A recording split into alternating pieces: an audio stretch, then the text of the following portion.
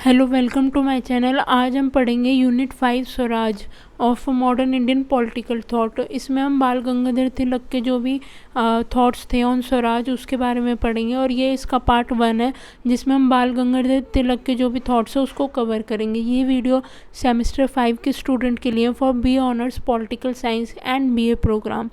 तो वीडियो को स्टार्ट करते हैं और आप वीडियो को 1.25x की प्लेबैक स्पीड पे करके देख सकते हैं फॉर बेटर एक्सपीरियंस। इस वीडियो में हम बाल गंगाधर तिलक का जो टॉपिक था स्वराज उसके बारे में डिटेल में पढ़ेंगे और जो उनका कॉन्सेप्ट ऑफ स्वराज था वो और Tilak's concept of Swaraj based on social political moral and spirituality. Tilak के अकॉर्डिंग सिर्फ पॉलिटिकल फ्रीडम ही नहीं बल्कि सोशल पॉलिटिकल मोरल और स्पिरिचुअल वैल्यूज़ भी होनी चाहिए जो स्वराज का मेन कॉन्सेप्ट थी। और Tilak's views on national education, उनका मानना था कि ब्रिटिश एजुकेशन सिर्फ क्लर्क बनाती है, इसलिए हमें एक ऐसा नेशनल एजुकेशन सिस्टम चाहिए जो यूथ को नेशनलिज्म, सेल्फ कॉन्फिडेंस और अपने कल्चर की रिस्पेक्ट करना सिखाए। ये जो थे इनके आइडियाज़ के कुछ मेन कोर कॉन्सेप्ट्स थे जिनके बारे में हम आगे डिटेल में स्टडी करेंगे। बाल Gangadhar Tilak Swaraj. Tilak's political philosophy was centered on the word Swaraj. The word Swaraj is an ancient Vedic word. Swaraj means the state of every person. It means to say that a state which everyone feels is their own. Swaraj means the final power is in the hand of the people. It does not mean only freedom from foreign rule, but Swaraj is another name for the establishment of a responsible political system or democratic system which must be established in every social, economic, political sphere. Tilak's की जो political philosophy और स्वराज थी वो उसका जो main point था वो स्वराज था।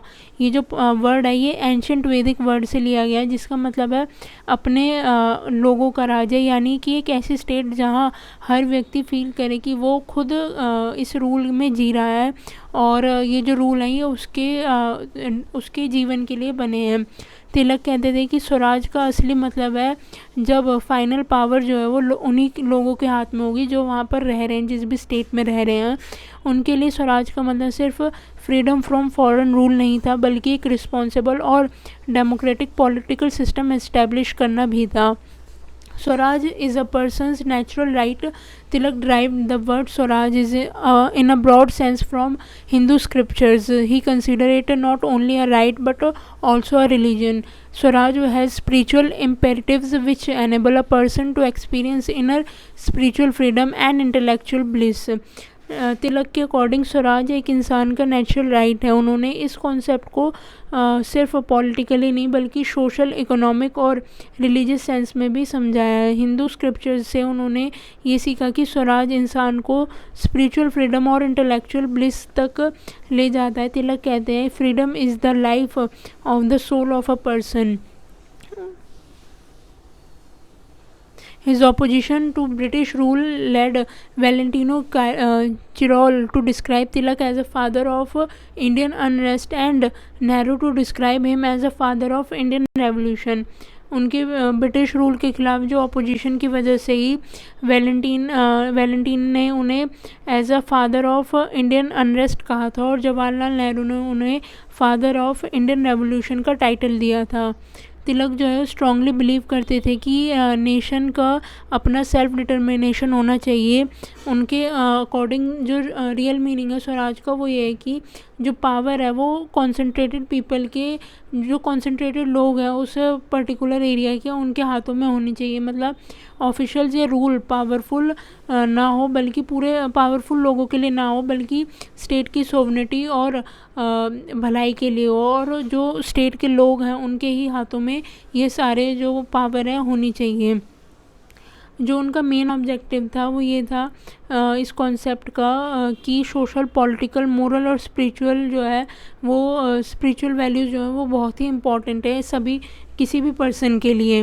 लेकिन उनका जो ऑब्जेक्टिव था वो क्लियर था, फ्रीडम फ्रॉम फॉरेन रूल। वो कहते थे कि सिर्फ नेशनलिस्ट ही, बाकी विजनरी थिंकर्स जो है वो ही अपने देश की वैल्यूज़ के साथ इंडिपेंडेंट एक तरीके से रूल कर सकते हैं। जो भी जो थॉट्स थे तिलक के वो ये थे कि जो नेशनलिस्ट होंगे वही जो बाकी की वैल्यूज़ हैं, जो भी नेशन की वैल्यूज़ हैं उनको अच्छे से समझ पाएंगे, तभी वो हमारे देश पे अच्छे से रूल करेंगे। इसीलिए हमें फॉरेन रूल से फ्रीडम चाहिए, जिससे कि जो हमारे लोग हैं देश के वो अब पावर को अपने हाथों में ले सके, और जो उसका जो भी उसका एम है उसको सेल्फ डिटर्मिनेशन के साथ इंडियन फ्रीडम के कॉन्टेक्स्ट में यूज़ किया जाए। Tilak's concept of Swaraj based on social, political, moral and spirituality. The basis of Lokmanya Tilak Swaraj is the political freedom of the person. For him, political freedom is an essential precondition for the moral existence of man, without which he is doomed to degradation. तिलक के लिए जो स्वराज का base था वो था political freedom of the person. उनका मानना था कि पॉलिटिकल फ्रीडम इंसान के मोरल एग्जिस्टेंस के लिए काफ़ी ज़रूरी है, बिना इसके सोसाइटी डिग्रेडेशन की तरफ चली जाएगी। Tilak made an effective program to spread the message of Swaraj to every household. For this, he founded the Home Rule League. In the same sequence, in the Lucknow Congress in 1916, he gave such a historic and timeless mantra that filled Indian with enthusiasm for the freedom struggle. Roaring like a lion, he said, "Swaraj is my birthright and I will get it." Lokmanya Tilak said that the attainment of Swaraj would be greater for Indian nationalism because it is justified on all grounds, moral, political, social and economic. तिलक ने स्वराज का message हर घर तक पहुंचाने के लिए home rule league बनाई। 1916 में Lucknow Congress session जो हुआ था उसमें उन्होंने अपना एक हिस्टोरिक स्लोगन दिया जो था, स्वराज जो है मेरा जन्मसिद्ध अधिकार है और मैं इसे लेकर रहूँगा। तिलक कहते हैं कि स्वराज का अटेनमेंट जो है वो एक बड़ी जीत होगी, क्योंकि ये मोरल, पॉलिटिकल, सोशल और इकोनॉमिक ग्राउंड्स पर जस्टिफाई होता है। तिलक जो थे वो मानते थे कि जो ट्रू स्वराज है वो नेसेसरी है लोगों के लिए। मतलब जो स्वराज है उसका असली मतलब है प्रजा का रूल, मतलब जो लोग हैं वो अपना शासन खुद करें, अकॉर्डिंग टू तिलक।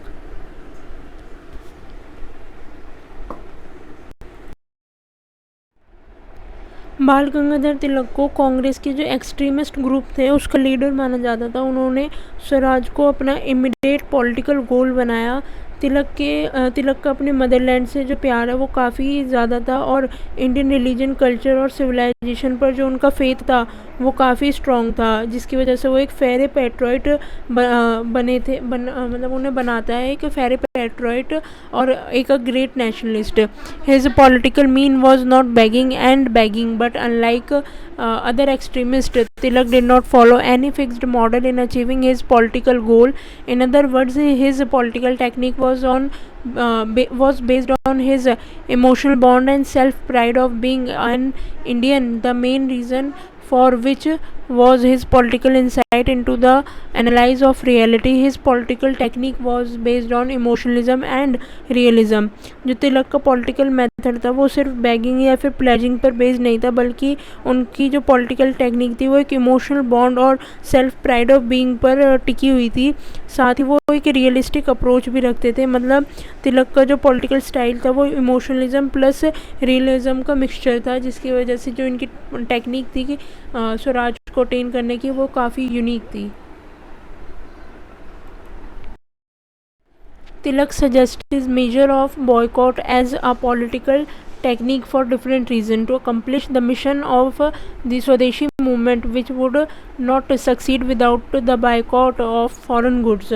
तिलक ने बाइकॉट को एक पॉलिटिकल वेपन बनाया और इसके कुछ मेन रीज़न थे, जैसे कि जो फर्स्ट था वो स्वदेशी मूवमेंट को सक्सेसफुल बनाने के लिए फ़ॉरेन गुड्स का बाइकॉट करना काफ़ी ज़रूरी था उनके हिसाब से, जिसका उन्होंने काफ़ी प्रचार किया कि हमें स्वदेशी जो भी फ़ॉरेन गुड्स है उनका बाइकॉट करना होगा। और ऑप्रेसिव ब्यूरोक्रेसी और हैवी टैक्स का विरोध करना जो था एक बाइकॉट का ये भी टूल था, जिससे कि लोगों को साथ में जोड़ा जाए और अच्छे तरीके से। to serve as an alternative to war and violent method which he thought would not be possible to apply successfully against the British. British के खिलाफ वॉलेंट स्ट्रगल पॉसिबल नहीं था, इसलिए बॉयकॉट एक पीसफुल अल्टरनेटिव बना।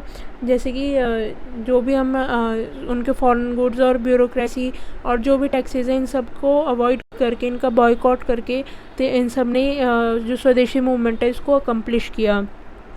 बाइकॉट एक मास मूवमेंट क्रिएट करने का वेपन बन गया था उस टाइम पे। इससे पॉलिटिकल और नेशनलिज्म और डेमोक्रेटिक स्पिरिट जो है लोगों के बीच में काफ़ी ग्रो हुई थी। तिलक ने ब्रिटिश पॉलिसीज़ का विरोध किए करते हुए लोगों से अपील की कि वो फॉरेन क्लोथ का बाइकॉट करें और स्वदेशी क्लोथ यूज़ करें, जिससे कि जो हमारे देश की जो मैन्युफैक्चरिंग है उनको प्रमोट किया जा सके और फॉरेन गुड्स को बाइकॉट किया जा सके।